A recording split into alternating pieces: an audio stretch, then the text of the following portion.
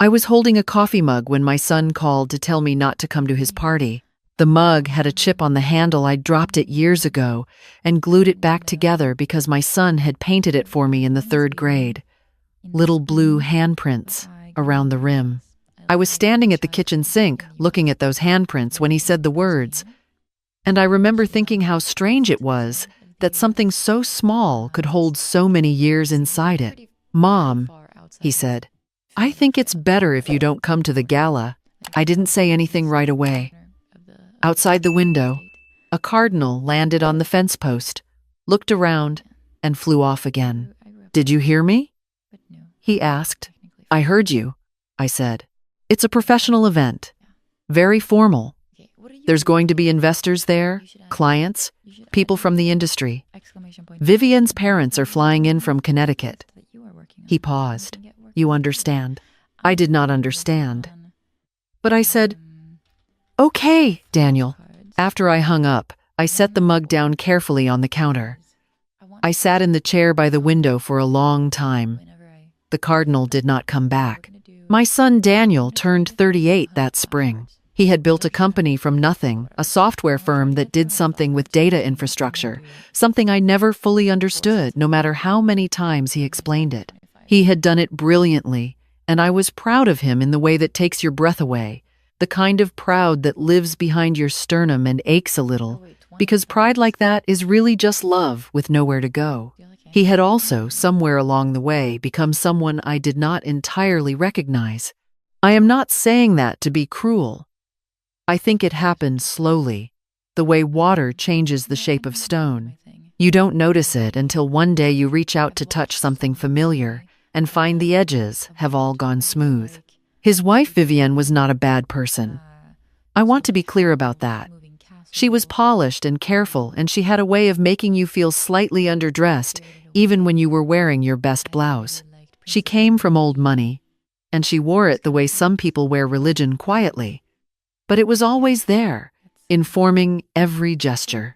She and Daniel had met at a conference in San Francisco 6 years ago, and within a year they were engaged, and within another year they were living in a house with a kitchen bigger than my entire apartment. I had tried with Vivienne. I brought things when I visited food from my garden, a quilt I'd made, a pie that took me 2 days. She received these things with a smile that was perfectly proportioned. Not too warm, not cold enough to be called rude, just exactly right. The way everything about her was exactly right. And somehow, that precision made me feel more foreign than rudeness would have. Daniel started changing around year 3 of the marriage. Small things at first.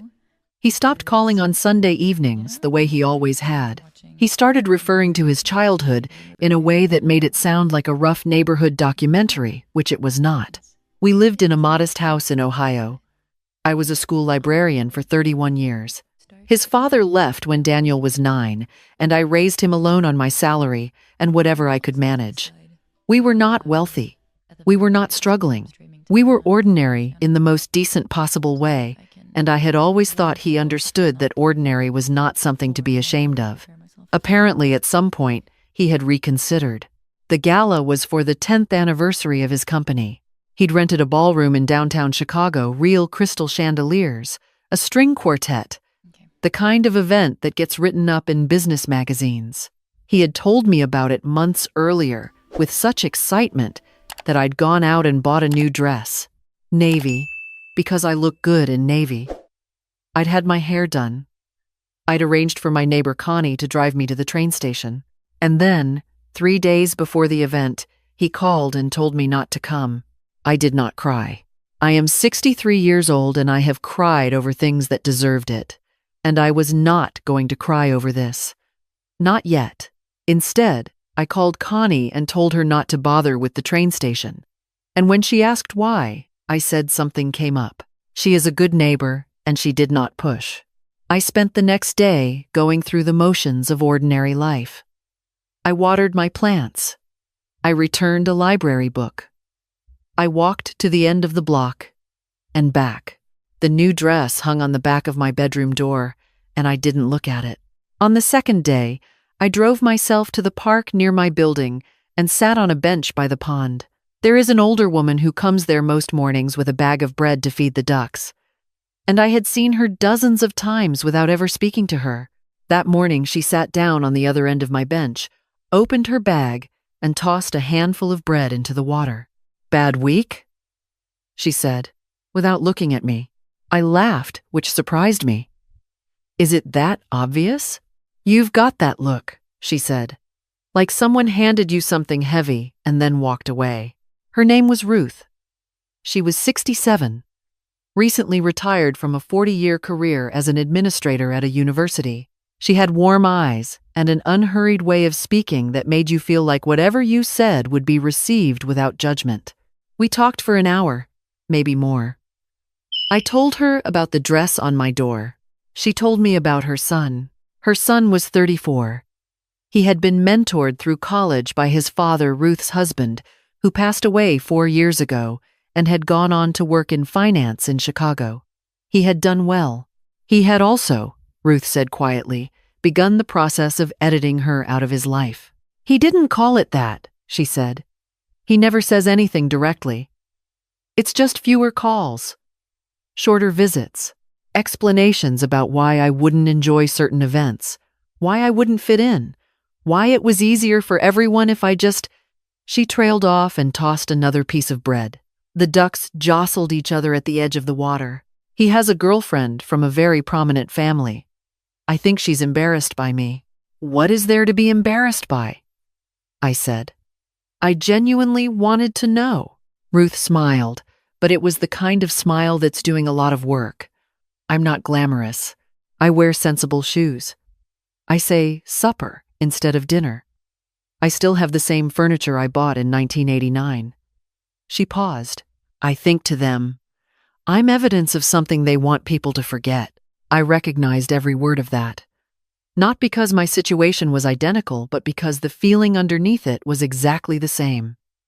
The feeling of being a reminder, of being inconvenient, of having raised someone who had decided that the person who raised them was not the kind of person they wanted to be associated with anymore. We sat there together while the ducks ate the bread and the morning moved around us. "His company anniversary gala is Friday," I said finally. "In Chicago. He called 3 days ago and told me not to come." Ruth looked at me. "My son's firm is hosting an event that same evening," she said slowly. "A dinner at a restaurant downtown. I was told it was family only. Then I saw the pictures on his social media. It's not family only." We looked at each other. I want to tell you, it was a dramatic moment, that we both stood up at the same time with fire in our eyes and declared we were going. It wasn't like that. It was quieter than that. It was more like two people recognizing each other from across a very long distance, the way you sometimes spot someone in a crowd and realize they are carrying the same thing you are. "I don't want to make a scene," I said. "I don't either," Ruth said. "That's not the point." "What is the point?" I asked. She thought about it for a moment. "I think," she said, "that we exist, and we should not have to pretend otherwise." We exchanged numbers. I drove home and took the dress off the back of my door and hung it in the closet properly. That evening, I called Ruth and we made a plan. "I need to stop here and tell you something about my son, about who he was before the company, before Vivienne, before Chicago, because I think the story doesn't make sense unless you understand that." Daniel was a quiet child, very interior, the kind of kid who would disappear for hours with a book and come back looking like he'd been somewhere real. He was gentle with younger kids at school. He helped me carry groceries without being asked. When his father left, he was 9 years old, and instead of acting out the way I expected, the way I had steeled myself, for he went to his room, came back an hour later, and said, "It's just us now, right?" And I said yes. And he said, "Okay, what's for dinner?" He was 10, and he was trying to take care of me. He was always like that. I taught him things because I didn't have money to buy him things. I taught him to cook because eating out was a luxury. I taught him to fix a leaky faucet because plumbers cost money. I stayed up late at the kitchen table helping him with math. I barely understood myself. When he got into college on a full scholarship, we sat in that same kitchen and he cried, and then I cried, and then we had ice cream at 11 o'clock at night because I said we deserved it. That person was still inside him somewhere. I had to believe that.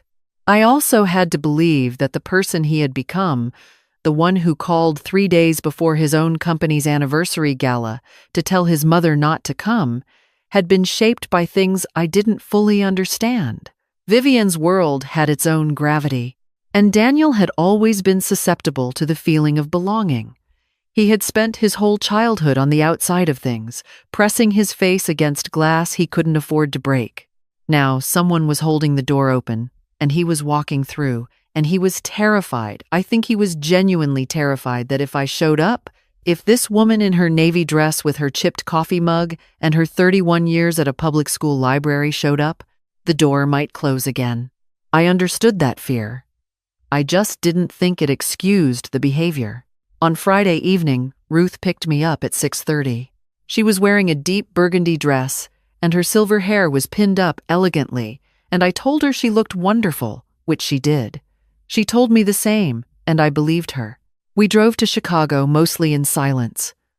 Not uncomfortable silence, the kind that comes between people who have said enough and don't need to fill the air. Ruth had a calm about her that I found steadying.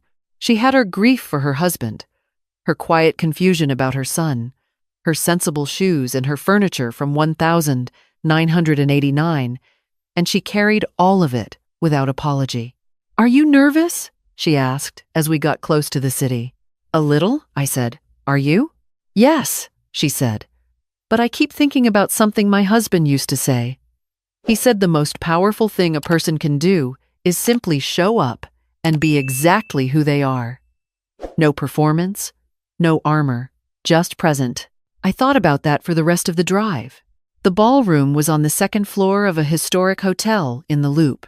Grand staircase, marble floors, the kind of place where your footsteps made a sound that reminded you the building had been there for 100 years. Ruth and I walked in from the parking garage, through the lobby, and toward the elevator. A young man in a black jacket at the entrance to the banquet floor asked our names. I said my name. He looked at his list, looked up, looked back at his list. "I don't see," he started.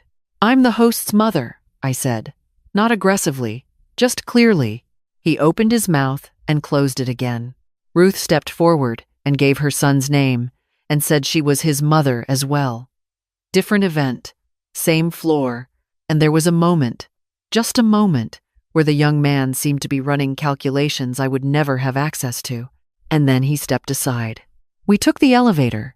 The doors opened onto the sound of a string quartet, the clink of glasses, 200 people in formal wear moving through a room lit by chandeliers, long tables with white cloths, flowers I didn't know the names of, a banner that read, "Stellar Systems, 10 years of innovation," and below it, in smaller letters, a quote I recognized as something Daniel had said in an interview 3 years ago about building something from nothing. I stopped and read it. From nothing. He had built it from nothing. That was the story he told in magazines, in keynote speeches, in the interview I'd printed out and put on my refrigerator, that he had come from nowhere and built something from nothing. And standing there in that ballroom reading those words, I felt something sharp move through me, not quite anger, not quite grief, something else. The recognition that I was, apparently, part of the nothing. Ruth touched my arm lightly, not to stop me, just to let me know she was there. We moved into the room. I saw Daniel before he saw me. He was standing near the center of the room with a group of men in dark suits, laughing at something, completely at ease. And for a moment, I just looked at him. My son, 38 years old and successful, and laughing in a room of crystal chandeliers. He looked good. He looked happy, and I felt that ache behind my sternum again, the pride that lives there still, even now, even after everything. Then he turned and saw me. The laugh didn't stop immediately. It faded, the way sound fades when you walk into a different room, becoming something quieter and then quieter still until it was gone. The men around him noticed the change and looked in my direction. Someone said something to Daniel and he excused himself and walked toward me, and I could see from across the room that his jaw had tightened. "Mom," his voice was low, "I asked you not to come. I know. This is not the time or the place. I'm not here to cause a scene," I said. "I'm not here to embarrass you. I'm here because you are my son, and this is the 10th anniversary of something you spent your whole life working toward, and I would like to be present for it." He looked at Ruth. "This is my friend Ruth," I said. "She's here to support her son at his event tonight as well. We drove together." Daniel looked at me for a long moment. I could always tell when Daniel was deciding things he had done it the same way since he was 9 years old. That stillness behind his eyes, the slight tension in his shoulders. "Vivienne is he," started. "I know," I said. "I'll behave myself. I promise you. I will not do a single thing that could embarrass you in front of anyone in this room." He looked at his shoes. He looked at me. He looked at the room full of people who were not watching us, but would notice if we stood here much longer. "Fine," he said quietly. "But please." He stopped. I could see him searching for the word.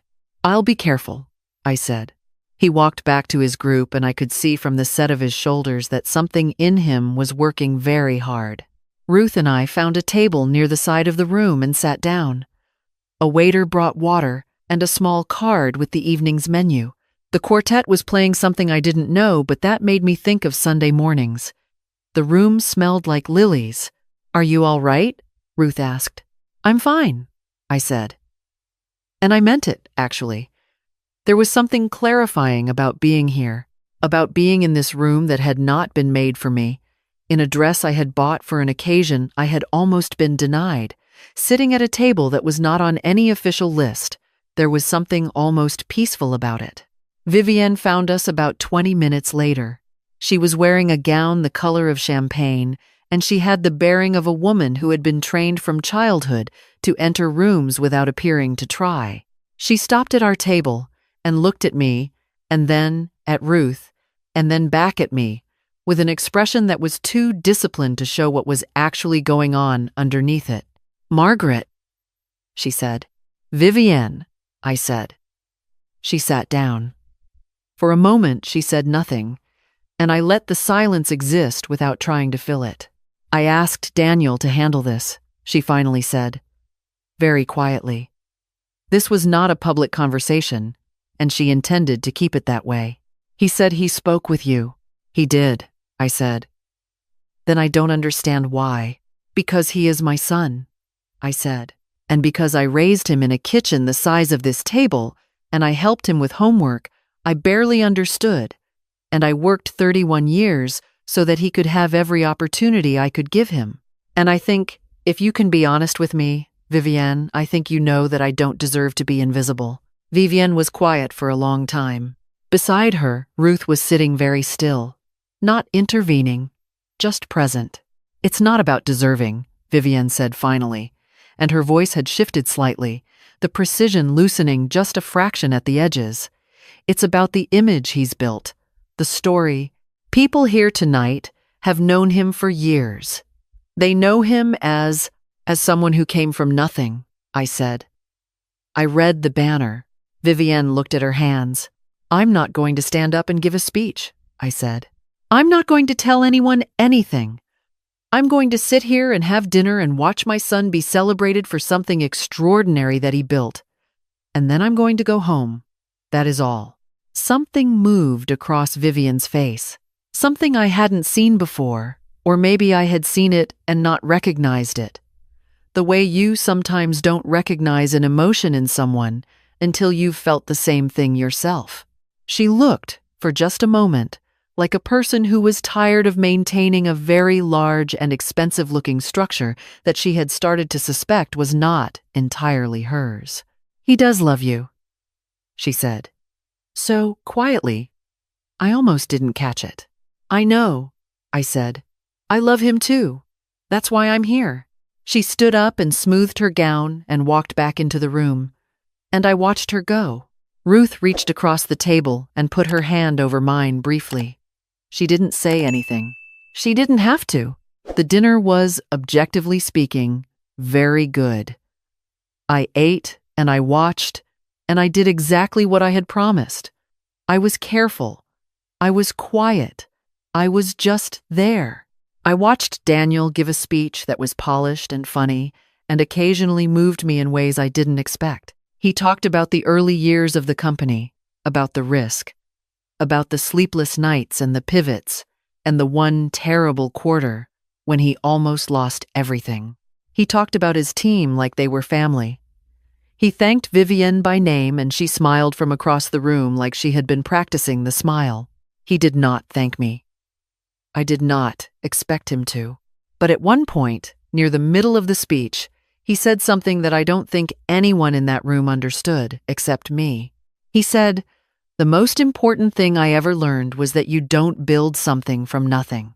You build it from everything you've been given, whether you recognize the gift at the time or not." He was looking at the middle distance when he said it. Not at me, but I felt it land. After the speeches, after the applause, after people started moving around the room with their second glasses of wine, Daniel came to our table. He stood there for a moment with his hands in his pockets, looking the way he used to look when he was 9 years old and had broken something and was working out how to tell me. "Mom," he said. "You were wonderful," I said. "I mean it." The speech was wonderful. He sat down heavily in the chair across from me. He looked at Ruth briefly, then back at me. "I don't know how to do this," he said. It came out differently than anything else he'd said all evening, without the polish, without the careful construction. Just the sentence, raw and a little lost. "Do what?" I said. "Both," he said. "All of it.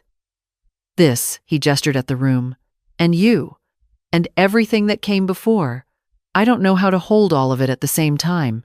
I looked at my son, 38 years old, in a beautiful suit, in a ballroom he had rented for the evening, in a life he had built with his own hands from everything I had given him and everything he had found for himself.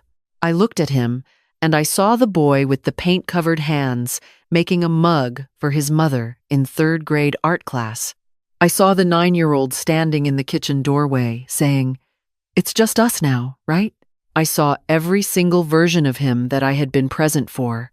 All of them living inside this man who did not yet know how to hold the past and the present in the same hand without one of them breaking. "You don't have to hold them apart," I said. "That's the thing, Daniel. You've been treating them like they can't exist in the same room. But they can. They've been doing it all along." He looked at the table for a long time. "I shouldn't have called you," he said. "The other day, I shouldn't have said." "No," I said. "You shouldn't have." He stopped, started again. Vivian's parents were already there. Was a lot of pressure about how everything looked, and "I know," I said. "I understand the pressure.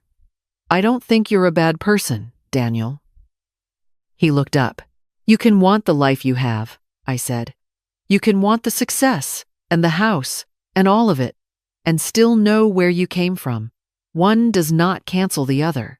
But when you start erasing people to make the story cleaner, that's when you lose something you cannot get back. And I'm not talking about me, I'm talking about yourself." He was quiet for a long time. "I put it in the speech," he said finally, quietly. "What you said once, when I was in college, about how nothing is ever really from nothing. I changed the words, but it was yours." "I know," I said. I recognized it. He looked at me with something in his eyes I hadn't seen in years. Something unguarded. "I've been doing everything wrong," he said. "You've been doing some things wrong," I said. "You've done a lot of things very right. Hold both." Ruth stood up then, gently, and said she was going to find the restroom, which I think was her way of giving us the space that the moment needed. I watched her cross the room in her burgundy dress and her sensible shoes, unhurried, entirely herself. Who is she? Daniel asked. A friend, I said. We met by accident 3 days ago at a duck pond. She was being kept out of her son's life the same way you were keeping me out of yours. I paused. There are more of us than you might think. He absorbed that. Is her son here tonight? Different event, different floor, I said. She came to support him even though he didn't ask. Same as I came to support you. He turned his glass slowly on the table. Outside the windows, Chicago was lit up and huge and going on without any knowledge of this conversation. I don't want to be that person, he said. It was the simplest thing he'd said all evening. Then don't be, I said. We didn't solve everything that night. I want to be honest about that. We didn't sit there and unravel 6 years of distance in a single conversation over dinner in a ballroom with a string quartet playing in the background. That is not how people work, and anyone who tells you otherwise is selling something. What happened was smaller and more real than that. My son and I sat at a table and spoke to each other without armor, for the first time in longer than I could name. Vivienne came by once and paused, and then, to my genuine surprise, pulled up a chair, and the three of us sat together for perhaps 15 minutes and talked about nothing important. The restaurant they'd been to the previous week, a movie she'd seen, a book I was reading. Small talk. Easy talk. The kind of talk that is actually very large because it means two people have decided to try. Ruth came back and was introduced to Daniel, and they shook hands, and he thanked her for driving me, which she received graciously. We left before the event ended. Ruth and I said our goodbyes and walked back through the lobby, past the marble floors and the sound of our own footsteps, and out into the night where Chicago hummed and glittered around us. In the car, neither of us spoke for a while. How did it go with your son? I asked eventually. Ruth considered for a moment. He was surprised, not angry, which I didn't expect. We spoke briefly. His girlfriend was polite. More polite than I expected, actually. She paused. It's not fixed. But I think he understood something tonight that he didn't understand before. What was that? That I'm not going away, she said. Not out of stubbornness. Not out of anger. Just I exist. And I love him. And those two facts are not going to change, no matter how inconvenient they are for the story he's trying to tell about himself. I looked out the window at the city moving past. I exist, I said. It was not a complaint. It was not an accusation. It was just a statement of the plainest possible fact. And sitting there in the dark of the car with my navy dress and my friend, who I had met 3 days ago at a pond, it felt like the most important thing I could say. You do, Ruth said. I thought about my son's face when he'd said, I've been doing everything wrong. I thought about Vivienne pulling up a chair. I thought about the mug on my kitchen counter with the little blue handprints, the one I had glued back together because I wasn't willing to throw it away. Some things are worth the gluing back. Some things deserve the effort of being kept whole, even when they've cracked. Even when it would be easier to let them go. I am 63 years old. I raised a son by myself in a small house in Ohio. I worked 31 years in a public library, and I read to children who would never remember my name. And I lived an ordinary life with so much in it that if I started counting, I would run out of evening before I ran out of things to count. I am not nothing. I never was. I know exactly who I am. And I came home from Chicago that night and put the kettle on and sat down at my kitchen table in the quiet house and held my coffee mug with the chipped handle and the blue handprints, and I did not feel like I had won anything. I just felt like myself, fully, entirely, without apology, myself. That felt like enough. It felt like more than enough. It felt like everything.